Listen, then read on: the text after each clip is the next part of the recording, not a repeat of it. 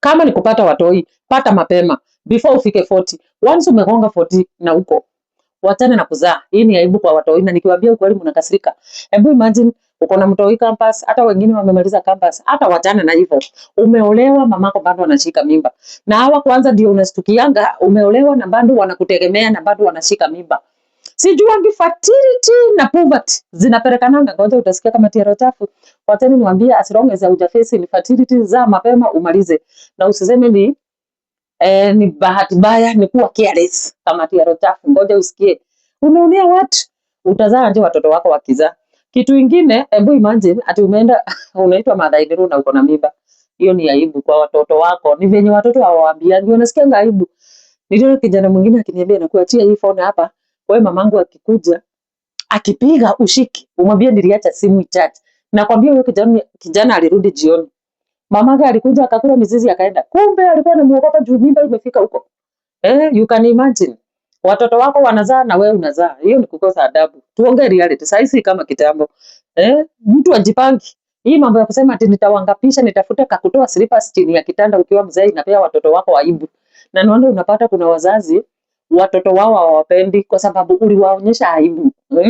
Imagine mamako ati ananyonyesha, mnapeleka dawari, ndio huyo siku ya dawari anatoa matiti nje akinyonyesha. Ni aibu, sitawadanganya. So kama uko na chance za mapema, hii mambo kwanza, hakuna kitu baya kama mamako ashike mimba na uko na poverty. You can imagine. Una imagine mamako akizaa, ni nyinyi mtamtoa maternity, ako na shida, bado wanakaa kwa slums, anakutegemea na bado anashika mimba. Family planning kwa gava ni 100. Unless siku imepanda juzi, lakini ni 100. Kulea mtoto ni expensive. Ngoja usikie kama tiaro chafu. Nimesema kama hauna shida ya kupata mimba. Unajua kuna mtu ametafuta mtoi, maybe amepata akiwa mzee. Hiyo ni understandable. But as long as haujawahi face infertility, za mapema.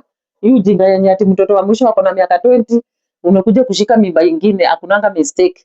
Kila mtu anajuanga wakati uko fertile, kama tiaro chafu. Kama umezoea kupata watoi, obvious unajuanga uko fertile. Nikiwaambia kweli mnakasirika. Watoi wenu venye hawasamangi, unadhani ni wangapi wananiandikia inbox, na utapata mama zenu hapo kwa comment, na ninawaambia reality. Ngoja usikie kama tiaro chafu, utawahi jipata. Kama tiaro chafu. I'm just creating awareness. Instead ya kupea watoi wako trauma, za mapema maliza. Kama ulikuwa umeplan watoi watatu, pata hao watoto watatu, maliza. Ni kama bahati mbaya, si bahati mbaya, ni kuwa careless kama tiaro chafu. Nikiwaambia ukweli mnakasirikanga. Instead ya kujifanya victim, no one is a victim. Kama ulikuwa una face infertility, hakuna mtu wako against, hiyo ni understandable. But you can imagine, umezoea kupata watoi, as long as uko fertile unaweza pata, alafu unasikia mtoi wako amemaliza campus, wengine hata ni daktari ndiye anakuja kukuzalisha, ama unazalishwa na rika yao. Hiyo ni aibu. Nikiwaambia maternity wa mama wazee inanga shangwe, sifanye research.